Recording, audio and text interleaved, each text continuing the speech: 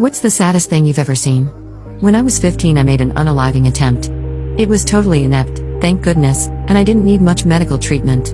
Instead, I pretty quickly ended up in the psychiatric ward of the children's hospital. I felt pretty sorry for myself, and it's not like I didn't have some good reasons, but a few things happened that did change my understanding of suffering. The first morning I was there, I didn't know any of the other patients, but there was a small girl sitting at one of the tables for breakfast. She was 6.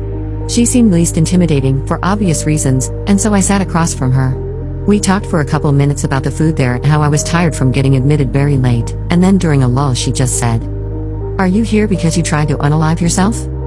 It was an astounding question from a child of that age.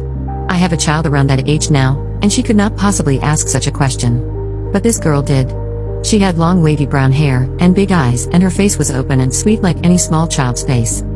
I said, "Yes." She said, "Me too." The rumor was she'd been cutting at her chest with a knife, and that's what had gotten her in there. She was not in the same groups with the rest of us since the rest of us were older and had different problems.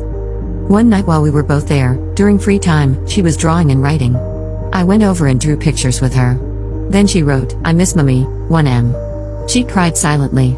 Little children usually cry noisily, and silent crying is usually done by adults who've already learned how to bundle up their pain and hold it tight. She was the saddest thing I've ever seen.